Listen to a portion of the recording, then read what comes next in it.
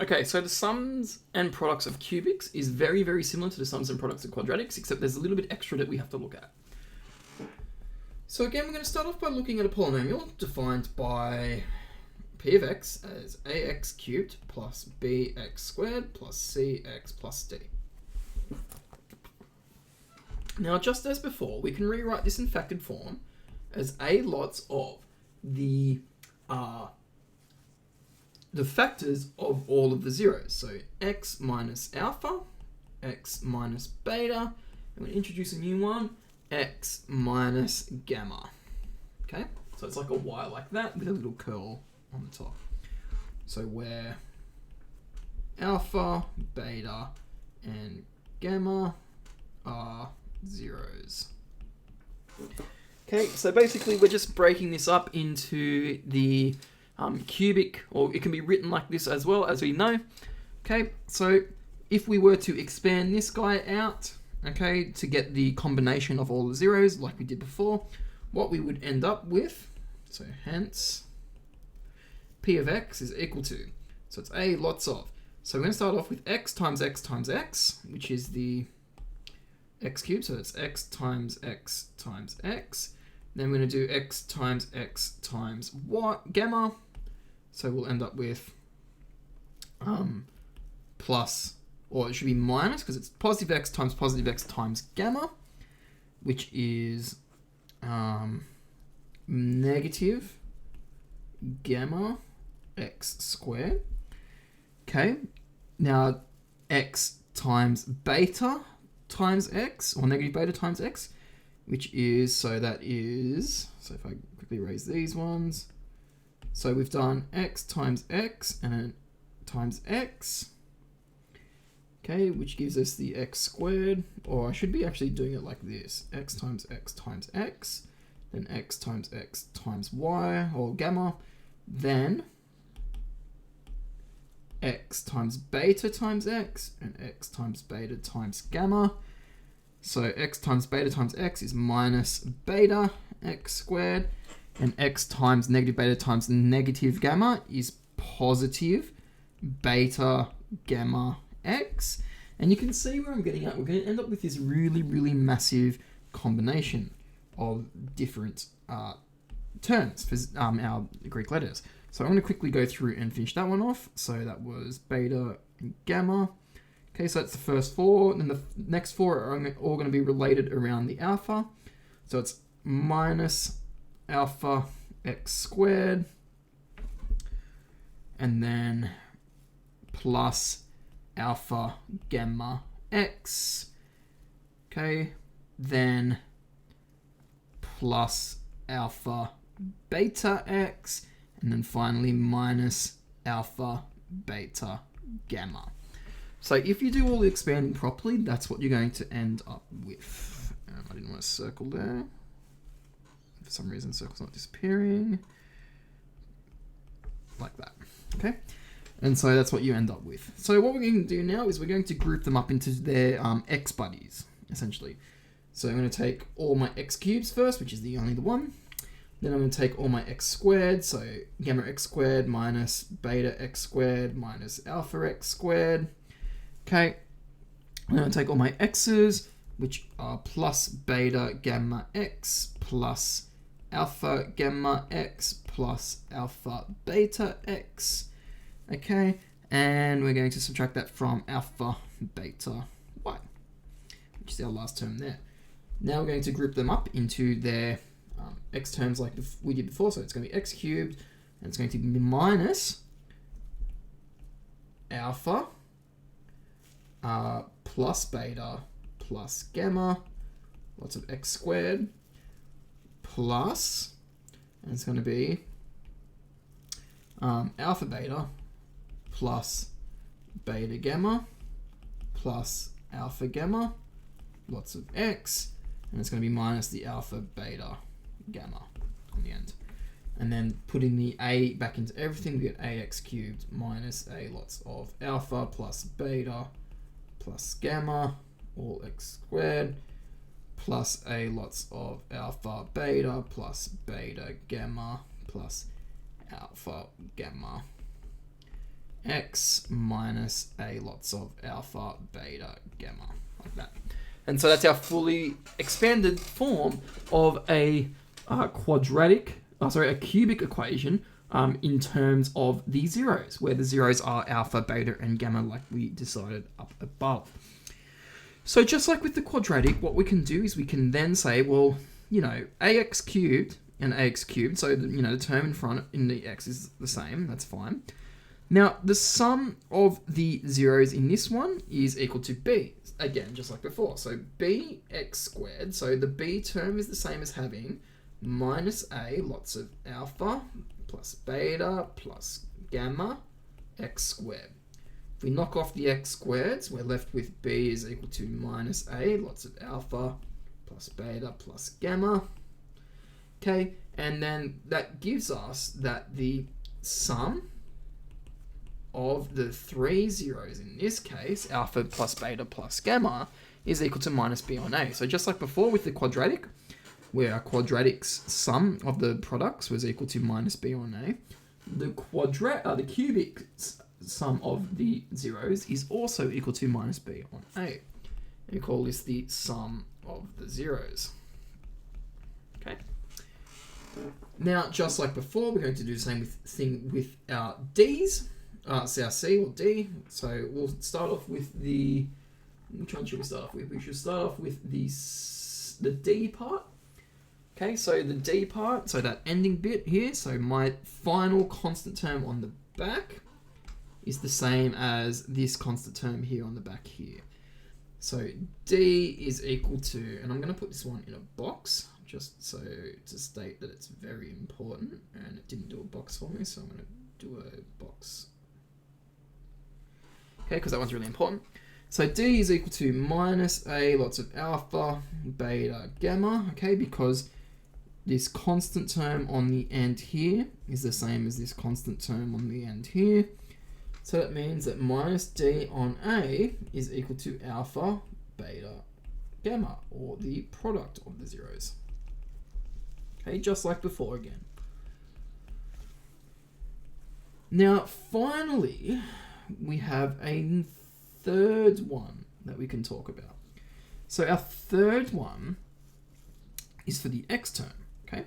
So we've got C is equal to A lots of, and this one's our alpha beta plus alpha gamma plus beta gamma, like that, okay? So this is our term, our constant term, or our coefficient of our x term, which is our C term up here. Okay, so C is equal to A lots of that, so C over A must be equal to this combination of the zeros. And this combination of the zeros has the name called the sum of products of pairs of zeros. Okay? Now, these three terms, or these three equations relating the for God's sakes, relating the zeros of a cubic back to its, in its full nurtured form, is another way that we can calculate zeros, just like we did with the quadratic. So these three things I've got in the boxes are the most important parts: the minus b over a, the minus d over a, and the c over a. Okay, so they're going to give us all the possible combinations that we need for our quadratic, or our cubic, I should say. I keep saying quadratic, I want to say cubic. So let's have a look at these in action. First things first, let's show that minus 6 is a zero of p of x, which is equal to x cubed minus 3x squared minus 39x plus 126. So, what we're going to do is we're going to substitute it in, because it is, if we're demonstrating that it's 0, we can use the factor theorem, which says that any factor or any 0 of a polynomial, if substituted into the polynomial, will give you a value of 0. So let's put it in. Minus 6 cubed minus 3 lots of minus 6 squared minus 39 minus 6 plus 126 equals 36. Did I do something wrong? Did I do something wrong?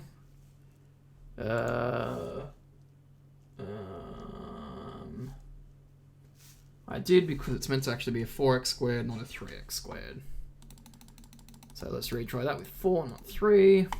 And hate myself because my fingers don't work as well as they should. So there. So if I actually had the equation correct, that would be the quadratic, or that would be a 0. We'll demonstrate it's a 0 of that. So therefore, x equals to minus 6 is a 0 of p of x, just like that. Now we're going to use the sum and product of roots to find the other two zeros. I'm going to check the formula for the sum of products of pairs of zeros. So basically just substituting into that to get one. So essentially, whenever you go to factorize a quadratic or a cubic or anything, it's probably best to try and find as many zeros as you possibly can before you do so, and then use one of these rules to try and find it. Because what you'll notice, or I might leave it as a surprise for what will happen. Okay, so B. So use the sum and product of the roots to find these. So the sum of the roots and the product are probably the easiest ones to deal with. So the sum is equal to minus b on a, and the product is equal to minus d on a. So if we go back up to our original rule, or our original thing, our coefficient of, also just write it up above, a, b, c, and d. Okay, so a, b, c, and d, like this. And what we can do is we can then substitute our values in. So we've got b over a, okay, so minus b over a. So minus b over a is equal to minus 4, so minus 4, so alpha plus beta plus gamma is equal to minus 4 over a, which is 1. So our sum of our roots is equal to 4. Now the product of the roots is just d over a. So alpha, beta, gamma is equal to minus d. So d is 126, so we want the negative of that. So it's a negative 126 over 1 again. So nice and easy one, which gives us negative 126, okay? Now, we know that one of the zeros is equal to negative 6. So that is, let's say gamma, because I hate drawing gamma the most, be equal to our root, or our 0. And so what we can do is we can actually substitute that into these two equations. So we get alpha plus beta minus 6 is equal to 4. And we get minus 6 lots of alpha beta is equal to 126. Now rearranging these, so we have all of our alpha beta terms on one side. We get alpha plus beta is equal to 10. And we get alpha beta is equal to 126 divided by 6, because they're both negatives, are going to give me a positive answer, and it's 21 in this case. Okay, so we've got alpha and beta is equal to 10 and alpha beta is equal to 21. But the question is, we want to find what the other two zeros are. Now, the easiest way to do this is actually to solve this simultaneously. So what I'm going to do is I'm going to write one above the other, like so. And I'm going to substitute, or I'm going to rearrange the second equation to substitute it into the first. So beta is equal to 10 minus alpha. And we're going to sub beta is equal to 10 minus alpha into equation number 1. So that's going to be alpha lots of 10 minus alpha is equal to 21. Okay. Expanding this one out, we get 10 alpha minus alpha squared is equal to 21. Or if I move everything to the right hand side, we get 0 is equal to alpha squared minus 10 alpha plus 21. Now you might be saying, okay, well, what do we do at this point here?